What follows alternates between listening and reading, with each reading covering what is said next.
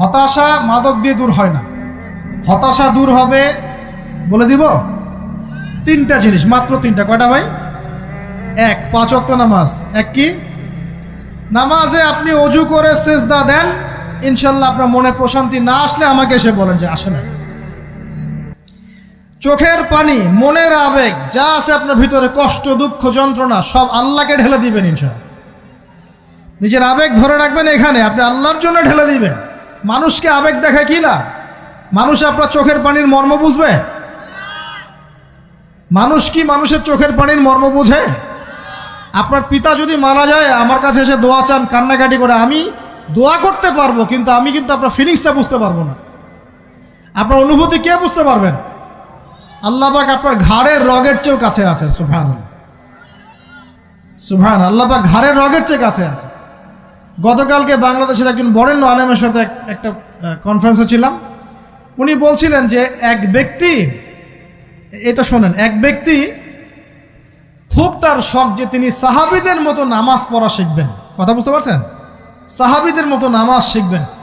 তো একজন বরেণ্য আলেমের কাছে এসেছেন, এসে বলছেন যে আমাকে সাহাবীদের মতো নামাজ শিখিয়ে দেন।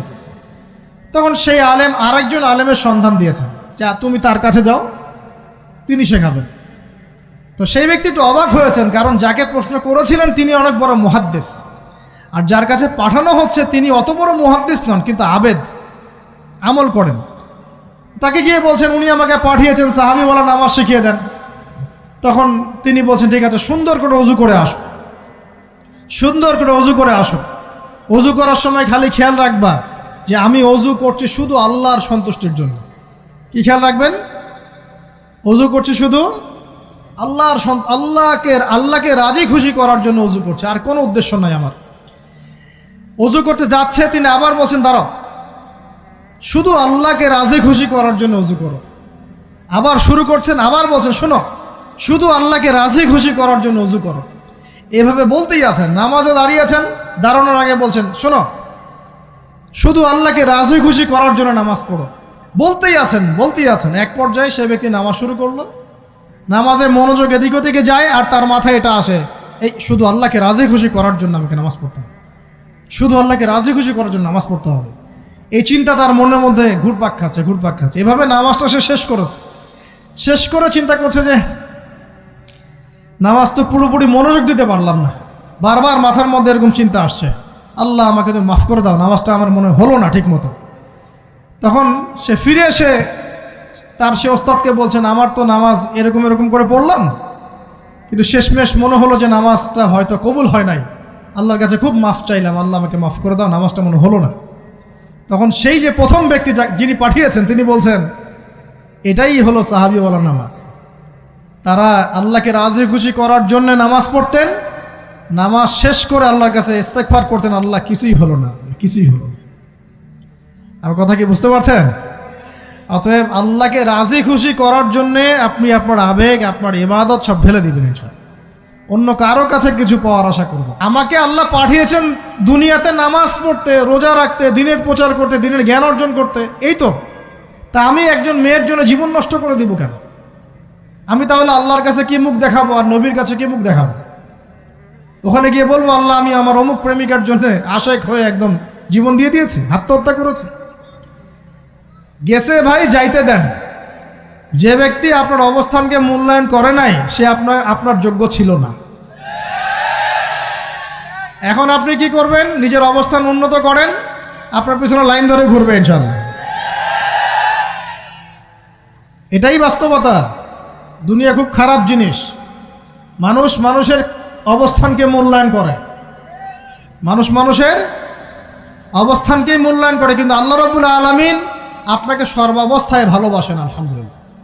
এই যে আমরা এখন অনেক পাপ করছি না, আল্লাহ কি আমাদেরকে আযাব দিয়ে ধ্বংস করে দিয়েছেন? আল্লাহ পাক এখনো আমাদেরকে ভালোবাসেন, রহম করেন, আল্লাহ পাক অপেক্ষা করছেন কখন তওবা করবে, আমি তওবা কবুল করব। এই কখন আমার বান্দা খালি একবার বলে আস্তাগফিরুল্লাহ, আল্লাহ পাক সাথে সাথে মাফ করে দেবেন ইনশাআল্লাহ। আর সেই আল্লাহকে ভুলে আপনি কার পিছনে ছুটছেন? আমরা কিন্তু নিয়াত করতে পারি ভাই যে আমরা যারা ওয়াজ শুনলাম জীবনে কোনোদিন সিগারেটে হাত দিব না ইনশাআল্লাহ। রাজি আছি ভাই? অন্য বড় বড় জিনিস তো বহুত দূরের কথা। আচ্ছা, অনেকে রাজি হয় নাই কেন? আপনারা কি অলরেডি আসক্ত? আমি অনেক ভাইকে দেখেছি মাশাআল্লাহ ইফতার খুলেই একদম ব্যঞ্জন টানা শুরু করে। হ্যাঁ, এটা যে হারাম আপনাদের কেউ ওয়াজ করে শোনায় নাই? এটাকে কি মনে করেন আপনারা, হারাম না হালাল? কেউ বলেছে মাকরু, নাকি মাকরু ফতোয়া দিয়েছে? মাকরু শব্দের অর্থ জানেন আপনি? মাকরু শব্দের অর্থ কি একটু শোনেন। সূরা বনী ইসরাইল খুলবেন। কোন সূরা? সূরা বনী ইসরাইল। আল্লাহ পাক বলছেন আমি বনু ইসরাইলকে এই কাজগুলো করতে নিষেধ করেছিলাম। কোন কোন কাজ? জেনা করো না, জেনার ধার কাছে যেও না, এতিমের মাল আত্মসাৎ করো না, শিরিক করো না ইত্যাদি। যারা আলেম আছেন তারা আমার কথা বুঝবেন। এই কাজগুলোর পরে আল্লাহ পাক বলছেন যে এই প্রত্যেকটা কাজ আল্লাহর কাছে মাকরুহ, অপছন্দের। কিসের? অপছন্দ। তাহলে এটাকে আপনি সহজ মনে করছেন? নিয়াত করি আল্লাহ পাকের সন্তুষ্টির জন্য আমরা কোনোদিনও মাদকের সাথে সম্পৃক্ত হব না ইনশাআল্লাহ। আর বিশ্বাস করেন শুধুমাত্র মাদকদ্রব্য নিয়ন্ত্রণ অধিদপ্তর এই আইন কানুন এগুলো দিয়ে, জরিমানা দিয়ে মানুষকে মাদক ছাড়ানো যাচ্ছে না, যাবে না। কেন যাবে না এটা আপনারা খুব ভালো করেই জানেন, আমি বলতে চাচ্ছি না। অনেক সময় মাদক বিরোধী কনসার্ট করে মানুষ, মাদক বিরোধী কনসার্টে ওঠার আগে এক বোতল ডাইল খেয়ে আসে আগে। এগুলো কি বাস্তব কথা বলছি না অবাস্তব কথা বলছি? আমাদের যুবক ভাইরা কোশ্চিনকালেও মাদকের ধার কাছে যাবেন না ইনশাআল্লাহ। একটা হাদিস খালি মনে রাখেন, একটা, এই হাদিসটা মনে রাখেন। নবী সাল্লাল্লাহু আলাইহি ওয়াসাল্লাম বলেছেন কেউ যদি মাদকদ্রব্য সেবন করে তার 40 দিনের নামাজ কবুল হবে না। সিগারেট একটা খেয়েছি, 40 দিন নামাজ নাই। এরপর যদি সে তওবা করে আল্লাহ মাফ করে দিবেন। আবার যদি মাদক খায় আবার 40 দিন কবুল হবে না। যদি আবার তওবা করে আল্লাহ মাফ করে দিবেন। আবারও যদি খায় আবারও 40 দিন কবুল হবে না। আবারও তওবা করলে আল্লাহ আবার মাফ করে দিবেন। চতুর্থবার সে যদি মাদক খায়, আল্লাহ রসুল সাল্লাল্লাহু আলাইহি ওয়াসাল্লাম বলছেন আল্লাহ পাক কিয়ামতের মাঠে তাকে তিনাতুল খাবাল পান করাবেন। কি পান করাবেন? তিনাতুল খাবাল। সাহাবীরা বললেন ইয়া রাসূলুল্লাহ এটা কি? তিনাতুল খাবাল কি? নবী সাল্লাল্লাহু আলাইহি ওয়াসাল্লাম বলছেন এটা হচ্ছে জাহান্নামীদেরকে আযাব দেওয়ার পর তাদের রক্ত মাংসের যে পুঁজ বের হবে, এই যে ড্রিঙ্কস, জাহান্নামের হার্ড ড্রিঙ্কস, এই ড্রিঙ্কসের নাম হলো তিনাতুল খাবাল। আল্লাহ পাক আমাদের সবাইকে মাদক থেকে বাঁচিয়ে রাখে। আমল হচ্ছে কোরআন তেলাওয়াত। যে ব্যক্তি কোরআন তেলাওয়াত করতে পারে নিয়মিত, তার মনের মধ্যে এই হতাশা, এই ভীরুতা, এই কাপুরুষতা কিচ্ছু আসবে না ইনশাআল্লাহ। আমি গ্যারান্টি দিচ্ছি আপনাকে, হতাশা আসবেই না আপনার মনে যদি আপনি কোরআন বুঝতে পারেন। কোরআনের একটা আয়াত নিয়ে কোনো কোনো সময় দেখা যায় 2-3 ঘন্টা সময় পার হয়ে যাচ্ছে, আয়াতটা ছেড়ে সামনে যেতে পারছি না।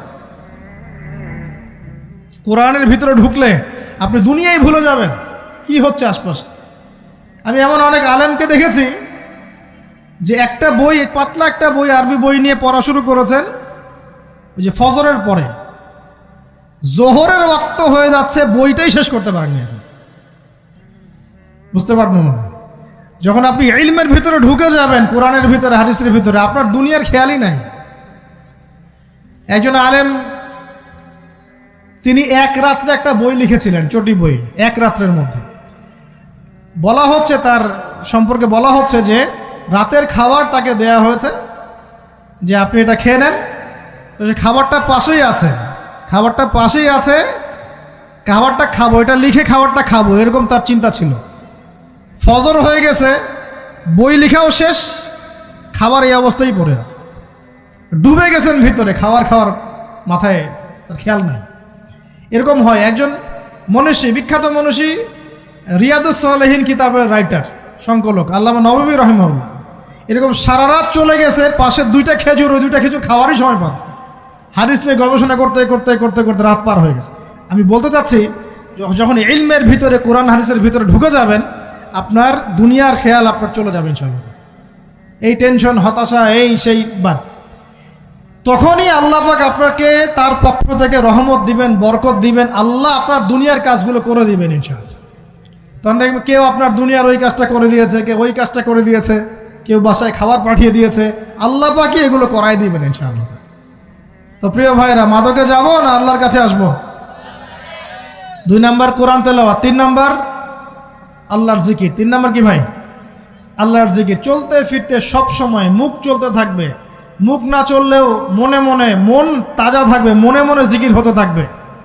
মনে মনে জিকির করতে পারেন, মুখ নড়বে না কিন্তু মনে মনে আপনার একটা জিকির হতে থাকবে, সুবহানাল্লাহ বা আলহামদুলিল্লাহ, লা ইলাহা ইল্লাল্লাহ, আল্লাহু আকবার। পড়া যাবে?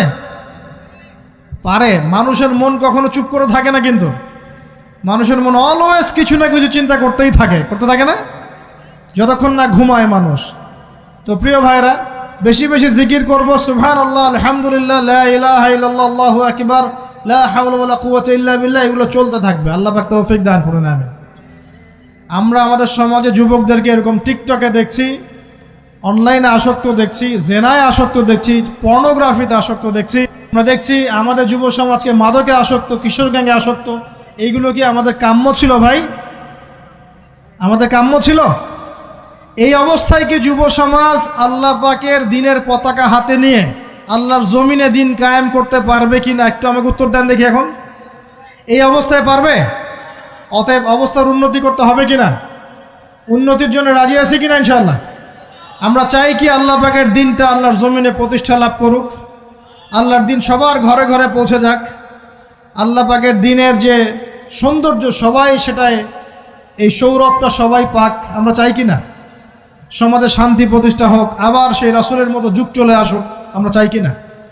অতএব আমাদের সবাইকে যৌবনের এই প্রলোভনগুলো থেকে বেরিয়ে এসে আল্লাহ পাকের ইবাদতে আত্মনিয়োগ করতে হবে। আল্লাহ পাক আমাদের সবাইকে তৌফিক দান করুন, বলি আমিন। আমাদের সবাইকে আল্লাহ রাব্বুল আলামিন কুরআন এবং হাদিসের গভীর জ্ঞান অর্জন করার তৌফিক দান করুন, বেশি থেকে বেশি ইবাদত করার তৌফিক দান করুন। আল্লাহ পাক সবাইকে হারাম সমস্ত রিজিক থেকে বাঁচিয়ে রাখুন, জেনা, ব্যভিচার এবং নারীর ফিতনা, মাদক থেকে আল্লাহ বাঁচিয়ে রাখুন।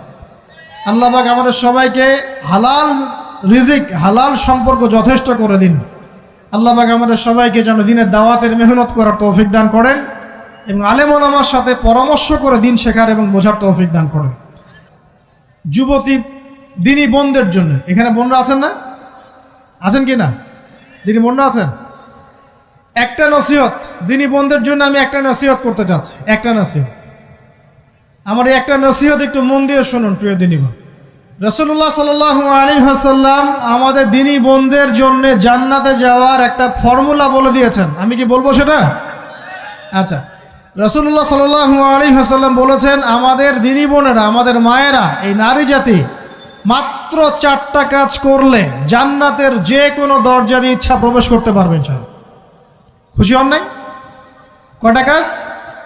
মাত্র 4টা। এক, যদি আমাদের দিনী বোনেরা 5 ওয়াক্ত নামাজটা ওয়াক্ত মতো পড়ে, আল্লাহ পাক তৌফিক দান করুন, বলি আমিন। 2 নাম্বার, যদি তারা রমাদান মাসের রোজাটাকে ঠিক মতো আদায় করতে পারে। 1 নাম্বার 5 ওয়াক্ত নামাজ ঠিকঠাক আদায় করা, 2 নাম্বার রমজান মাসে সওম রাখা, 3 নাম্বার তাদের লজ্জাস্থানের হেফাজত করা, মানে শরঈ পর্দা মেনটেন করা, শরঈ পর্দা মেনটেন করা। এবং আমি বলে দেই, চেহারাটা আপনাদের পর্দার অন্তর্ভুক্ত। এটা নিয়ে অনেক বাকবিতণ্ডা হয় না সমাজে, চেহারা দেখানো যাবে কি যাবে না ইত্যাদি। চেহারা আপনার পর্দার অন্তর্ভুক্ত বিষয়, ফুল স্টপ। এর উপরে ফতোয়া অনেকে অনেকভাবে দিচ্ছে, কিন্তু বরেণ্য উলামায়ে কেরাম